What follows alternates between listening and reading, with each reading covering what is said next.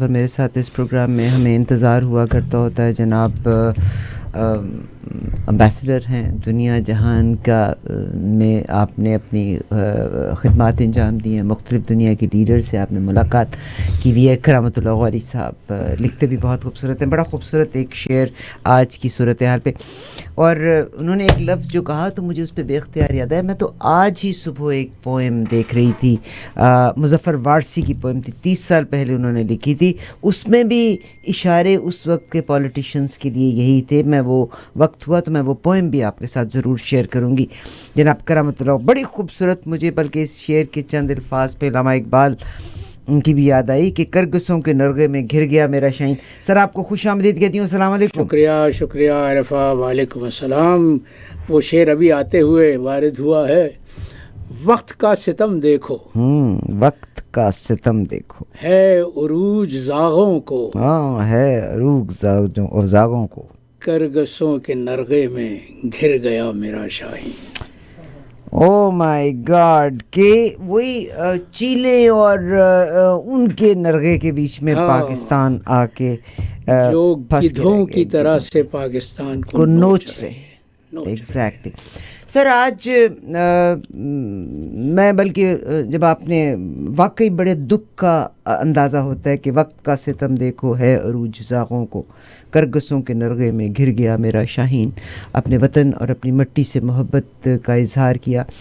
آج کی جب میں مختلف ایڈوانسمنٹس میرے دماغ میں، اور میں بہت شکریہ کرنا چاہتی ہوں، کل انشاءاللہ کل یا تھرسڈے کو میرے ساتھ شامل ہوں گے جناب عبدالباسط صاحب، جنہوں نے اپنی خدمات انجام دی تھی بحیثیت ایمبیسڈر ان انڈیا۔ ہندوستان کی صورتحال کے لحاظ سے ہمارا ان سے ذاتی طور پہ بات کرنا ہے کہ ان کی لاسٹ اپوائنٹمنٹ انڈیا میں ہی ہوئی تھی، اس حوالے سے ان سے بات کرنا، and I thank you very much sir for that, for a great person. اور کیونکہ ابھی آپ کو معلوم ہی ہے کہ جو کشمیر کی صورتحال ہوئی، جو امریکہ کے امبیسڈر گئے، انہوں نے AJK آزاد جموں کشمیر کے نام سے ٹویٹ کیے، ایک نہیں ایک سے زیادہ ٹویٹس کیے، جس پہ ڈیفینیٹلی ریزرویشنز ہیں، اس کی بات کرنا ان سے ضروری ہے۔ آج ہی کی جو نیوز ہے کہ بلاول بھٹو صاحب نے جو جمن جو وزیر خارجہ ہیں ان کے ساتھ مل کے جو پریس کانفرنس کی ہے، اس میں انہوں نے کہا ہے کہ اس کا حل ہونا چاہیے، مگر انڈیا نے اس کا کہا ہے کہ no third party can involve in Kashmir's matter. تو انہی چیزوں پہ ہم بات کریں گے ان کے ساتھ، مگر آج میرے ساتھ جناب کرامت اللہ غوری صاحب ہیں۔ میں صرف پاکستان کی صورتحال کو آپ کے ساتھ ڈسکس کرنا چاہتی ہوں۔ آرمی چیف جاتے ہیں امریکہ جانے کے بعد وہ اپنی ریٹائرمنٹ کا اعلان کرتے ہیں، اور بڑا کھلا وہاں سے بیٹھ کے، گھر کے باہر سے بیٹھ کے پیغام بھی دیتے ہیں کہ آرمی جو ہے وہ پولیٹیکل انوالومنٹ نہیں ہوگی۔ انفارچونیٹلی جو ایک اپوائنٹمنٹ کراچی میں ہوئی ہے، بائی دا وے بیشتر اس کی کہ میں اس کی طرف سے لوں کہ مختلف مساجد کے خطبے میں آپ کے ساتھ شیئر کر لیتی ہوں۔ یونائٹڈ نیشن میں جب بات ہوئی ہے تو باقاعدہ یونائٹڈ نیشن میں ایک ہیومینیٹیرین آرگنائزیشن ہے جنہوں نے کوٹ کیا ہے کہ سندھ کے عوام کو جو سیلاب سے متاثرہ لوگ ہیں ان کو مدد نہیں مل رہی۔ ایک زمانہ تھا کہ چور ڈاکو کہلوانا یا رشوت لینا بے عزتی تصور کیا جاتا تھا، مگر آج یونائٹڈ نیشن میں بھی اگر آ کے یہ بات ایک شخص نے بول دی، ایک نمائندے نے وہ پاکستانی نمائندہ نہیں ہے، ایک ہیومینیٹیرین آرگنائزیشن کا نمائندہ ہے، اگر اس نے یہ بولی ہے تو we don't feel insulted. Universities میں جب کرپشن پڑھائی جا رہی ہے تو وہاں اگر پاکستان کا حوالہ دیا جاتا ہے تو یا تو ان لوگوں کو چاہیے کہ سو کریں ان لوگوں کو کہ بھائی تم تو غلط بات کر رہے ہو، اور یا پھر اس کی کوئی وضاحت دیں۔ آج کراچی میں جو ایک اپوائنٹمنٹ ہوئی ہے، سندھ میں جو ایک اپوائنٹمنٹ ہوئی ہے، سر آپ اس کے بارے میں کیا فرمائیں گے؟ کامران ٹسوری صاحب، جی کامران ٹسوری صاحب، was it motivated by some other out side forces and departments جو اپنے آپ کو نیوٹرل کہہ رہے ہیں؟ یہ ان کا تعلق MQM سے ہے۔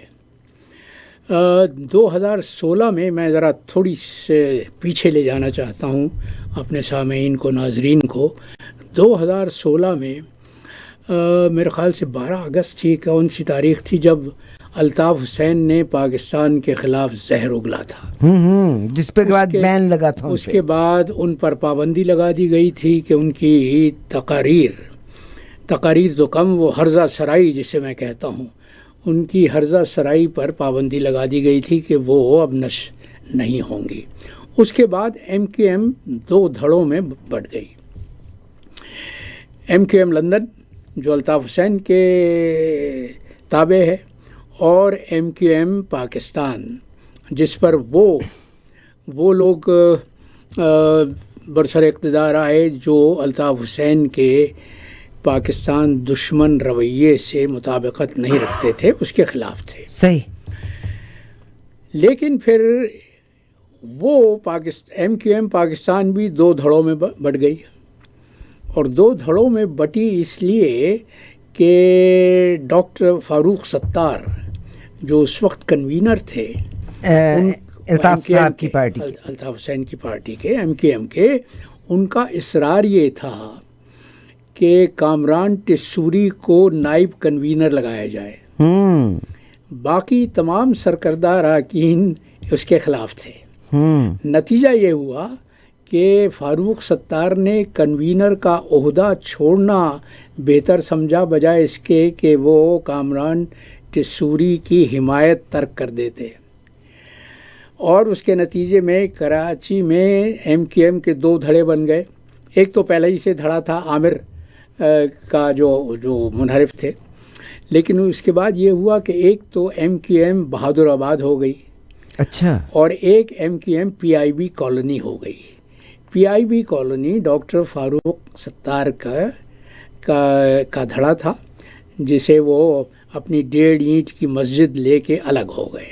اچھا، اور اس کے بعد کی تاریخ تو سب کو معلوم ہے کہ ابھی 6 مہینے پہلے عمران خان جس کے ایم کیو ایم حلیف تھے، عمران خان کے خلاف ایم کیو ایم نے اپنی حمایت ترک کر دی، پیپلز پارٹی کے ساتھ مل گئے، پیپلز پارٹی کے ساتھ مل گئے، جس کے نتیجے میں عمران خان کی حکومت ختم ہو گئی، اور چوروں کا وہ ٹولہ پاکستان پر برسر اقتدار آ گیا جو پچھلے 6-7 مہینے سے پاکستان کو تباہ و برباد کر رہا ہے۔ اس میں سب سے بڑا رول جو ایم کیو ایم کا، جو پی آئی بی کالونی کی ایم کیو ایم برانچ تھی، اب اچانک یہ ہوا کہ ایم کیو ایم کے دھڑوں میں اتحاد پیدا کرنے کی کوششیں شروع ہو گئی ہیں، اور یہ کوششیں کرنے والے وہی ہیں جو ایم کیو ایم کو بنانے والے تھے۔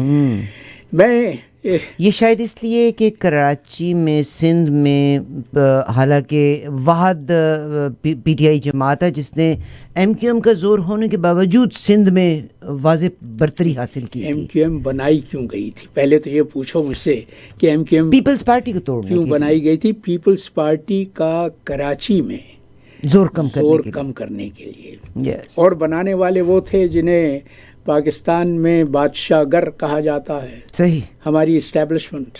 ٹھیک۔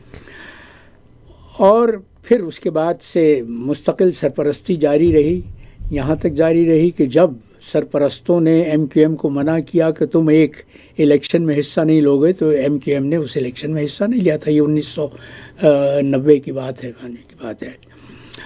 تو اب ضرورت یہ محسوس کی جا رہی ہے کہ چونکہ عمران خان کی تحریک انصاف پاکستان میں بے انتہا مقبول ہو گئی ہے، پی ٹی آئی کے زور کو توڑنا، عمران کو گرانے والوں کا خیال یہ تھا کہ عمران بھی زرداری یا نواز کی طرح سے اپنا بوریا بستر لپیٹ کے ملک چھوڑ دے گا، یا تو کسی کونے میں بیٹھ جائے گا یا ملک سے چھوڑ دے گا۔ لیکن عمران نے تو ان کا تختہ ہی الٹ دیا، اور عمران نے تو وہ کام کیا جو اس سے پہلے پاکستان میں کبھی نہیں ہوا تھا۔ عمران نے اس طبقے کو بیدار کر دیا جو سیاست کو گالی سمجھتا تھا۔ اب وہ طبقہ بیدار ہو چکا ہے، اور اسی کی وجہ سے بادشاہ گروں کو بہت تکلیف ہے۔ تو اب ایم کیو ایم کے یہ جو دھڑے یکجا کرنے لگے ہیں، ایم کیو ایم کے یہ جو دھڑے کراچی میں پچھلے 4 برس سے بٹے ہوئے تھے، ان کو یکجا کرنے کی تحریک شروع ہوئی ہے، اور اس کا پہلا کارنامہ یا شاخسانہ یہ ہے کہ کامران ٹیسوری کو پچھلے ہفتے پھر سے ایم کیو ایم کا ڈپٹی کنوینر بنایا گیا۔ خالد مقبول صدیقی کنوینر ہیں، ان کے ڈپٹی کنوینر یہ ہوئے، اور آج وہ کراچی سندھ کے گورنر نامزد کر دیے گئے ہیں. میں بڑی عجیب سی بات ہے کہ ایک زمانہ تھا کہ کراچی کے بزنس مین سیاست سے دور رہا کرتے تھے، لیکن اب تو ایک تو مفتاح اسماعیل صاحب وہ ماشاءاللہ فعال ہوئے. وہ جو ٹافیاں بنایا کرتے ہیں اپنی انہوں نے تو اپنی ٹافی پہ اپنا ریپر پہ بھی اپنا نام چھپا دیا. انہوں نے پاکستان کے خزانے کا بٹا بٹھا دیا. اور اس کے بعد اب یہ ٹسوری خاندان ہے. اس ٹسوری خاندان کی تاریخ یہ ہے کہ ابھی پچھلے برس سپریم کورٹ نے جو کراچی میں ایک ملٹی سٹوری بلڈنگ کو منہدم کرنے کا حکم دیا تھا جو ناجائز طریقے پہ بنائی گئی تھی، انکروچ کر کے اس زمین پر بنائی گئی تھی جہاں پارک بننے والا تھا، اس کو سپریم کورٹ کے حکم پر منہدم کر دیا گیا تھا. تجوری ہائٹس غالباً نام تھا اس بلڈنگ کا. اس کے مالکان میں بھی کامران ٹسوری اور ان کے خاندان کا حصہ تھا. اس کے علاوہ مجھے جو اطلاعات ملی ہیں پاکستان کے تجارت پیشہ لوگوں کا ایک گروپ ہے، business man Pakistan business man group, جو دبئی میں کام کرتا ہے. وہاں بھی ان حضرت نے اپنے پارٹنر کے ساتھ دغا کی اور وہاں سے فرار ہوئے. تو یہ ان کا پس منظر ہے. اس پس منظر سے یہ ابھرے ہیں.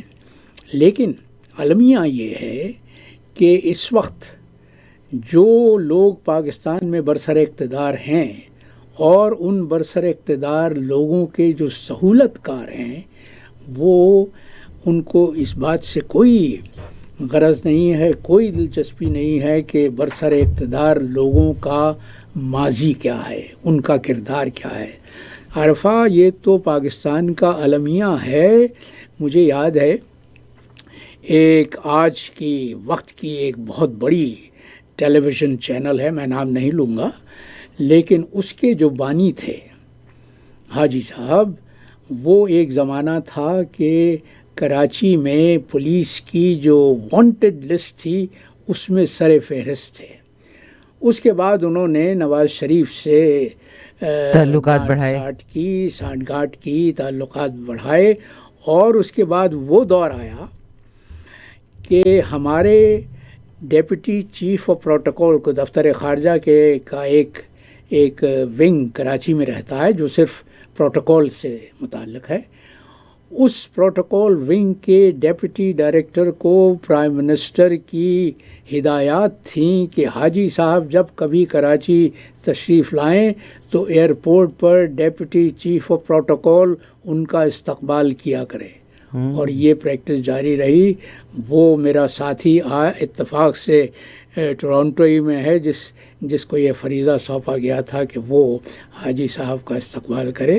تو یہ تو وقت کی نیرنگیاں ہیں. اسی لیے آج میرا دن شروع ہوا محسن نقوی کے ایک شعر سے جو میں اپنے سامعین کو سنانا چاہوں گا کہ محسن ہمارے ساتھ بڑا حادثہ ہوا. محسن ہمارے ساتھ بڑا حادثہ ہوا. ہم رہ گئے ہمارا زمانہ چلا گیا. محسن ہمارے ساتھ بڑا حادثہ ہوا. ہم رہ گئے ہمارا زمانہ چلا گیا. تو ہمارا زمانہ تو بہت عرصے پہلے چلا گیا تھا بی بی. اب تو جو پاکستان میں ہو رہا ہے، ہمارے وہ سرکردہ عناصر جن کے متعلق عام خیال یہ ہے کہ وہ ریاست کے محافظ ہیں، وہ پاکستان کے ساتھ وہ حرکتیں کر رہے ہیں جو دشمن بھی نہیں کرے. سر مجھے سب سے بڑا رشتوں میں اور تعلقات کے بیچ میں ایک اسٹیبلٹی ہوتی ہے، اور اگر کوئی شخص غلط الزام لگائے تو یقیناً اس کو یہاں کے اداروں میں اگر آپ کورٹ میں غلط کرتے ہیں تو آپ کو اس کی پاداش میں جرمانہ ادا کرنا پڑتا ہے. شرجیل میمن صاحب کے بارے میں اتنا کچھ کہا گیا, اور آج شرجیل میمن صادق اور امین ہیں, بلکہ ہمارے جو سیلاب کے حوالے سے جو صورتحال ہے, بلکہ یونائٹڈ نیشنز میں جو یہ ہیومینیٹیرین گراؤنڈ پہ جس شخص نے بات چیت کی ہے انہوں نے سندھ کا ہی حوالہ دیا ہے کہ سندھ میں کس قدر کرپشن ہے. ایک اور عارفہ تقریر میں کل ہی سن رہا تھا. جی سر. یورپی پارلیمنٹ میں. جی سر. وہاں پہ بھی ریفرنس دیا گیا. یورپین رکن نے کھڑے ہو کے باقاعدہ 10 منٹ تک تقریر کی. جی سر. اسی موضوع پر کہ سندھ کی حکومت کس طرح سے اس مالی اور سامانی امداد پر مگر سر قبضہ کر رہی ہے جو سیلاب زدگان کے لیے بھیجا جا رہا ہے. اب ٹسوری صاحب کی جب بات ہوئی تو جو بھی متعلقہ ادارے ہیں, یا تو میرا خیال ہے کہ یعنی حقیقت میں مفلوج کر دیا لوگوں کی سوچ کو. اور ایک بہت بڑی بات ہے, آپ بھی خدا کو ماننے والے ہیں, کہ کہا جاتا تھا کہ بری بات میں شمار نہ کریں, مگر آج کل ایک ہی ذریعہ ہے کہ اگر آپ نے کسی کو, اور مجھے بڑا دکھ ہے اس بات کا کہ اگر ہمارے ٹیلی ویژنس کے اوپر بھی ایک فنکار مرد بیٹھا ہوا بات کر رہا ہے, یعنی کس اسلامک اسٹیٹ سے آپ بات کر رہے ہیں, اور وہ یہ کہتے ہیں ہاں جی ہم مردوں کا آپس میں تعلق ہے. This is very insulting. Videos release کرنا یا ایون یہ تھریٹ بھی دینا, دس از ایبسلیوٹلی رانگ. چاہے وہ کسی شخص کے بارے میں بھی ہے, کسی عورت کسی مرد کے بارے میں بھی اگر ہے, تو آپ اپنی ینگ جنریشن کو کس سمت میں لے کے چلتے چلے جا رہے ہیں. تو حالانکہ اگر یہ سچی یا غلط ویڈیو بھی ہیں تو اس ینگ جنریشن کو آپ وہ تصویر دے رہے ہیں کہ یہ بھی کر سکتے ہو. تم کیا فرمائیں گے اس کے بارے میں؟ بالکل. پاکستان میں وہ کسی نے بڑی اچھی بات کہی, بلکہ زمبابوے کے سابق صدر آجاہانی صدر مگابے نے یہ بات کہی تھی کہ ہماری نوجوان نسل کیا سبق حاصل کرے گی جب وہ یہ دیکھ رہی ہے کہ چور اور کرپٹ عناصر تو مالدار ہو گئے ہیں اور ڈگریاں لینے والے نوجوان سڑکوں پر ملازمت کے لیے مارے پھر رہے ہیں. وہ جو ایک بات کہی جاتی ہے نا کہ اب ہمارے ملک میں حال یہ ہے کہ کتابیں تو فٹ پاتھ پہ بکتی ہیں اور جوتے شیشے کے شو کیسز میں سجا کر بیچے جاتے ہیں. تو جس قوم کی ترجیحات یہ ہوں, آج ہی میں ایک وہ پروگرام دیکھ رہا تھا جس میں یہ بتایا گیا کہ اسرائیل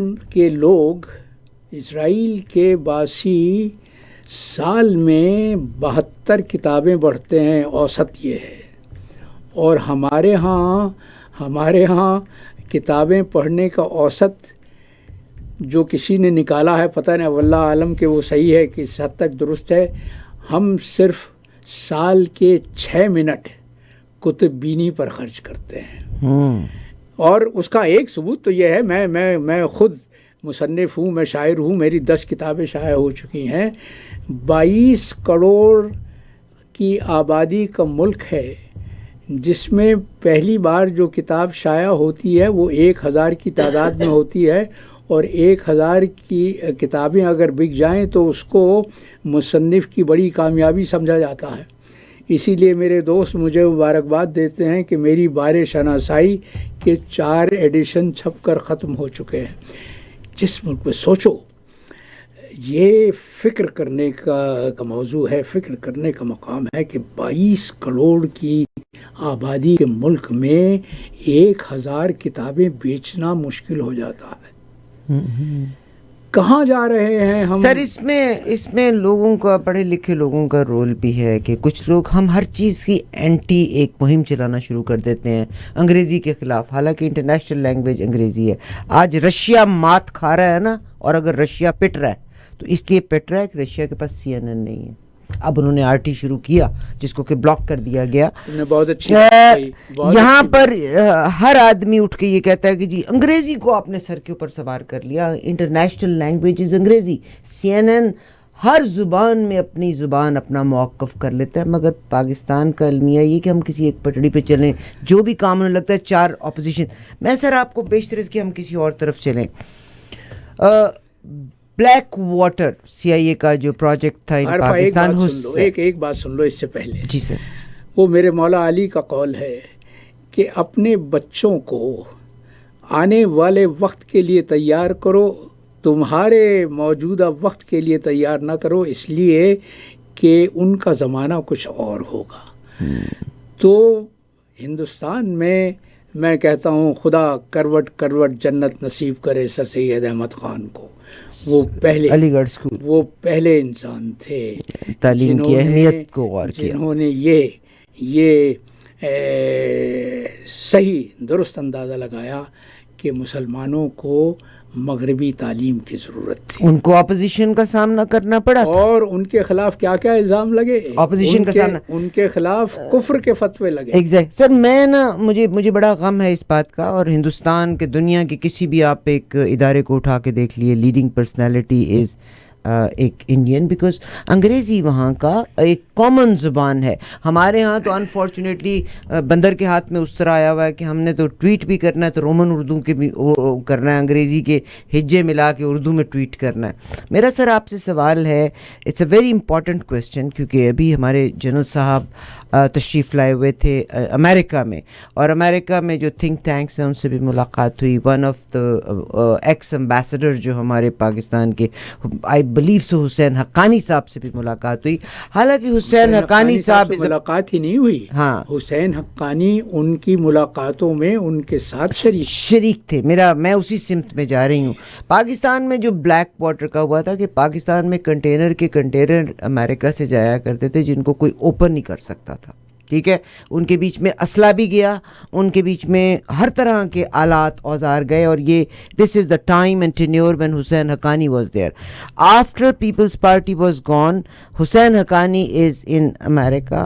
آج پاکستان اور ایران کے درمیان جو صورتحال ہے اس کی ڈیولپمنٹ کے پیچھے بھی حسین حقانی کا رول ہے.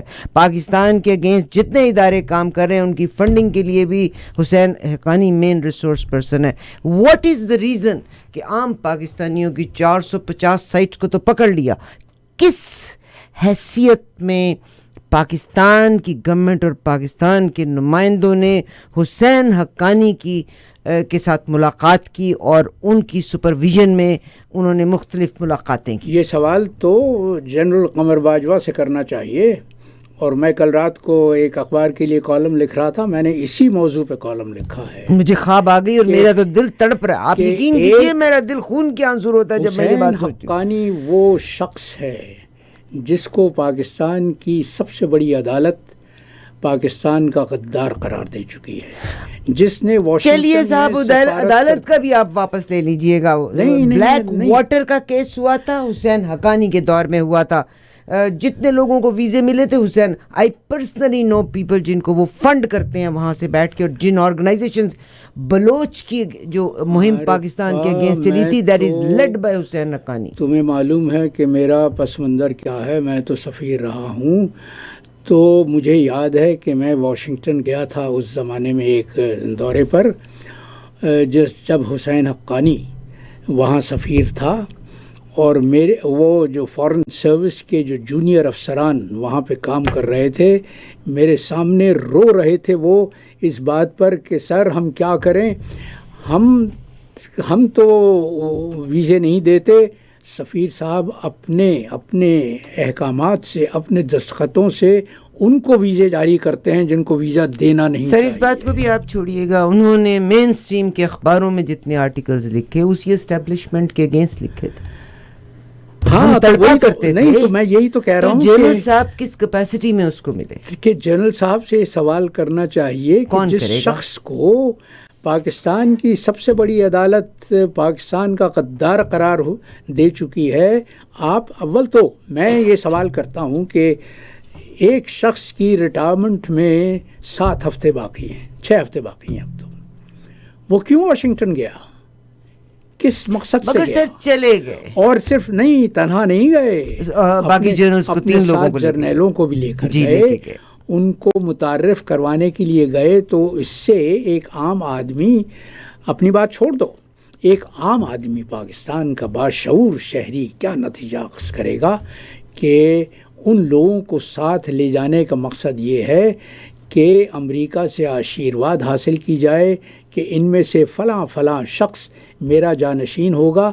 کیا آپ کی منظوری ہمیں حاصل ہے؟ جس قوم کے ستون، جس ریاست کے ستون اس طرح کے اعمال کے مرتکب ہوں، اس کے متعلق، اس کے مستقبل کے متعلق کیا اندازہ لگایا جا سکتا ہے.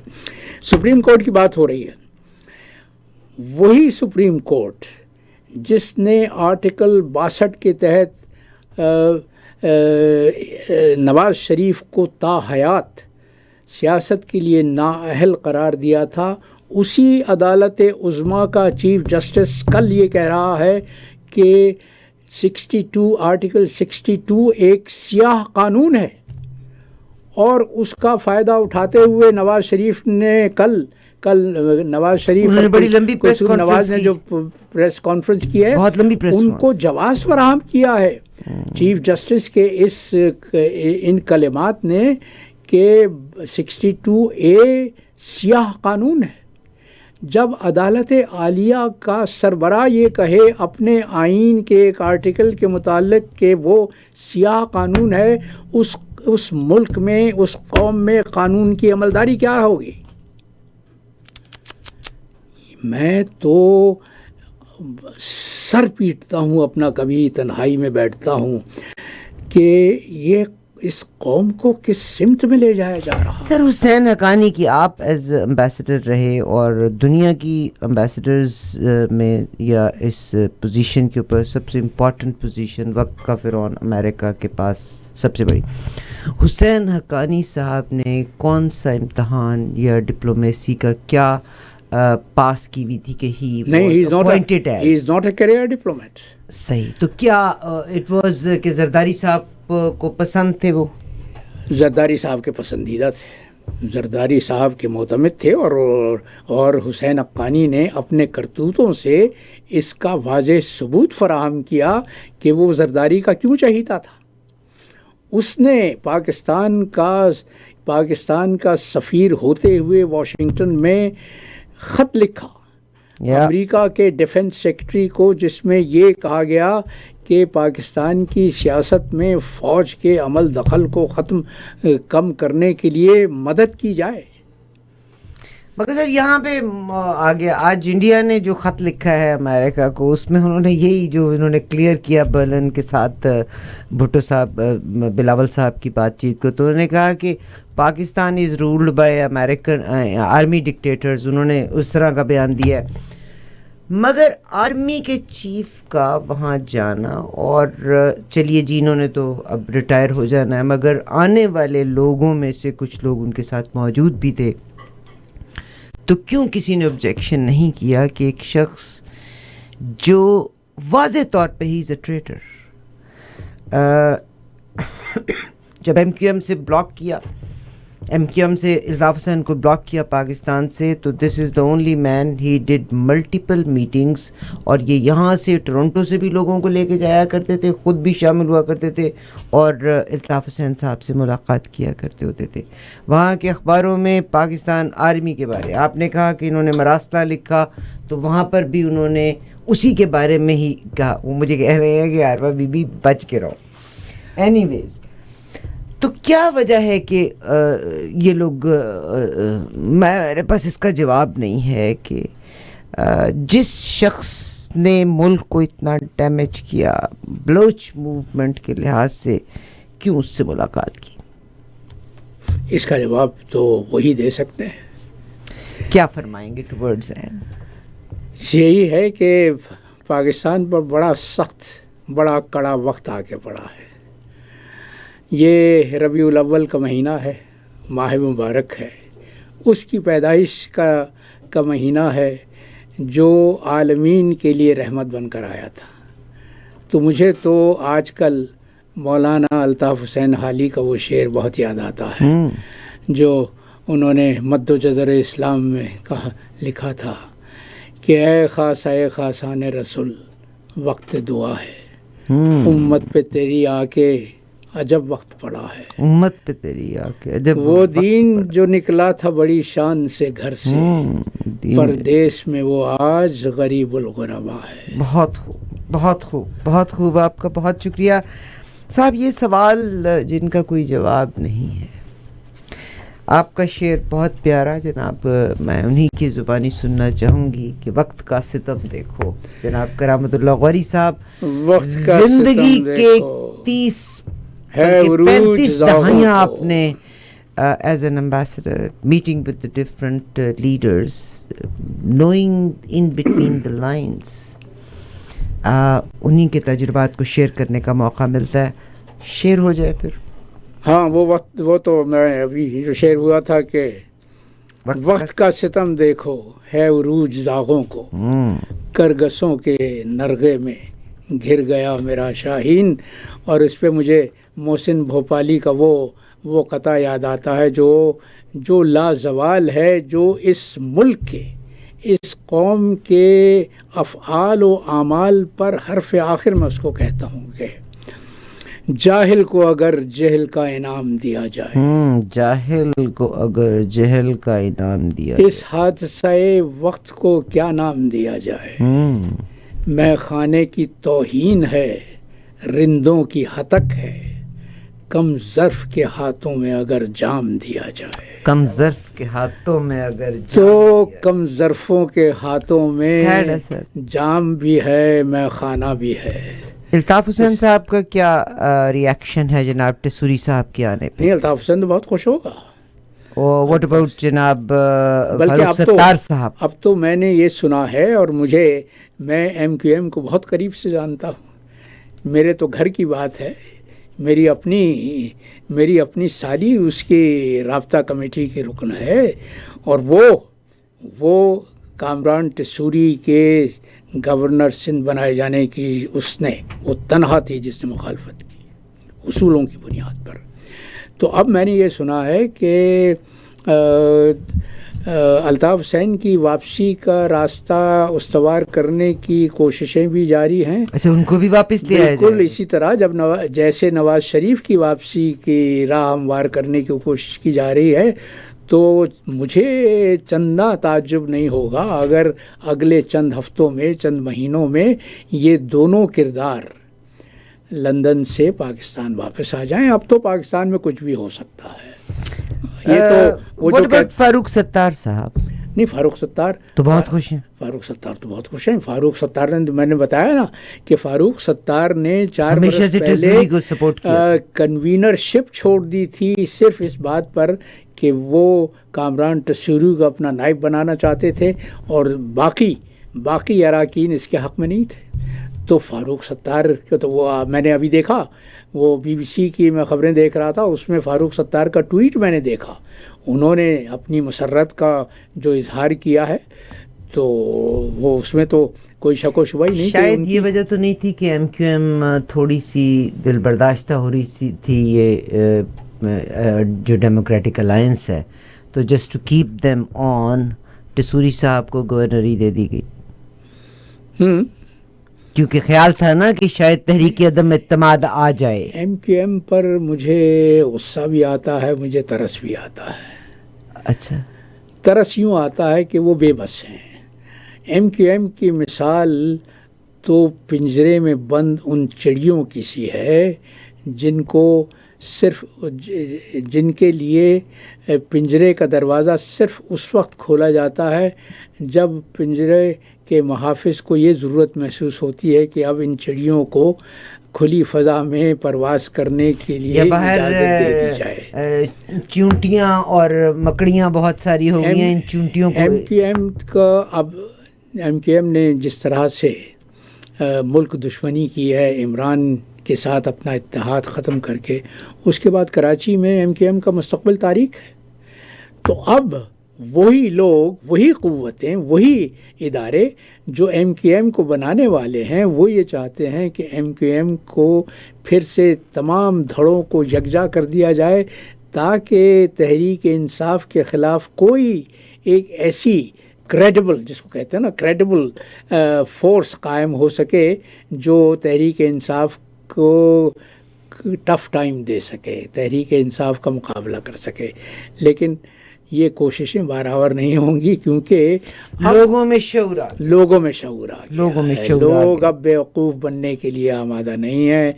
لوگ اب یہ قبول کرنے کے لیے ذہنی طور پہ تیار نہیں ہیں کہ ہم تو نیوٹرل ہیں، ہمیں سیاست سے کچھ لینا دینا نہیں. بھائی تم 70 برس سے، جو میں کہتا ہوں گلے گلے تک سیاست میں ملوث رہے ہو. تم نے 4 مارشل لاء اس ملک پر لگائے ہیں. دنیا موجودہ تاریخ کا واحد ملک ہے جہاں 4 بار مارشل لاء لگایا گیا ہے، جہاں فوج نے کھلے عام اقتدار پہ قبضہ کیا ہے. اور اب تو ابھی 2 دن بعد میں معذرت کے ساتھ آپ کو انٹرپٹ کرتی ہوں. میں جب کبھی پاکستان کا اس وقت جو یہ ویڈیوز جو نکل رہی ہیں، شاید ادارے ہی نکال رہے ہیں، I don't know about it, مگر جو میں اس صورتحال دیکھ رہی ہوں تو مجھے لگتا ہے ہم سارے ڈنڈے کے ہی حق ہیں. تو پھر ہاں وہ الگ بات ہے کہ جب آرمی آتی ہے تو بعض جو آرمی کے آفیسرز بھی ہیں وہ بھی تو میرے اور آپ میں سے ہی ہیں نا، بک جاتے ہیں اور چند لوگ، مگر there are some Ghayoor people as well. ایک اور المیہ ہے پاکستان کی تاریخ کا، بہت دلچسپ بات ہے کہ ہر فوجی آمر اقتدار سنبھالنے کے بعد خود کو جمہور پسند کہلوانا چاہتا ہے. اور اسی لیے ہماری تاریخ گواہ ہے کہ پہلے ایوب خان نے جب مارشل لاء لگایا تو انہوں نے مسلم لیگ کو 2 دھڑوں میں تقسیم کر دیا. یاد ہے؟ مسلم لیگ کونسل اور مسلم لیگ کنونشن. مسلم لیگ کنونشن ایوب خان کی ایجاد تھی جو ایوب کے زوال کے بعد ختم ہو گئی. اور کاف جو تھی وہ مشرف صاحب کی ایجاد تھی. اور مشرف صاحب نے کاف لیگ ایجاد کی جو ابھی تک فعال ہے، اس لیے کہ گجرات کے چودھریوں کی وابستگی اور وفاداری بڑی مستحکم ہے. اور اسی لیے مجھے اکثر یہ شبہ ہوتا ہے کہ یہ جو عمران نے پرویز الہی کے ساتھ اتحاد کیا ہے، پرویز الہی کی وزارت پنجاب کا عظما کا چیف منسٹرشپ کی راہ ہموار کی ہے، تو کہیں یہ نہ ہو کہ ایک صبح کو یہ عمران کو یہ خبر ملے کہ پرویز الہی نے اپنا راستہ بدل لیا ہے. Any time possible. اینی ویز فی الحال تو یہی کہا جا رہا تھا کہ سینٹر میں شاید تبدیلی آئے گی، مگر ٹیسوری صاحب کے بننے کے بعد MQM اب نہیں چھوڑے گی ان کو، کیونکہ Farooq Sattar is most active and he is definitely وہ پیپلز پارٹی کو کبھی نہ یا خفا نہیں کریں گے. سر آپ کا بہت شکریہ. اپنا کوئی ایک قطع شیئر کرنا چاہتے ہیں تو ضرور کیجیے. آج یہ زمانہ چونکہ ربیع الاول کا ہے، اور ربیع الاول جیسا کہ میں نے عرض کیا کہ ہمارے رسول آخر کی پیدائش کا ہے، تو وہ میں نے ایک قطع کل کہا تھا. جمال صاحب آپ بھی سنیے. میں روز خواب یہ آنکھوں میں لے کے سوتا ہوں، میں روز خواب یہ آنکھوں میں لے کے سوتا ہوں، میرا بلاوا مدینے سے آنے والا ہے. میں روز خواب یہ آنکھوں میں لے کے سوتا ہوں، میرا بلاوا مدینے سے آنے والا ہے. وہی جو رحمت عالم ہے ہر زمانے کا، وہی جو رحمت عالم ہے ہر زمانے کا، مجھے بلا کے مقدر جگانے والا ہے. سبحان اللہ. بہت خوب بہت خوبصورت لکھتے ہیں، آپ کی کتابیں بھی ہیں. ہم بہت شکر گزار ہیں جناب کرامت اللہ قاری صاحب کے آپ تشریف لاتے ہیں. سر احسان مند، انشاءاللہ اگلے مہینے پھر ملاقات ہوگی. میں نے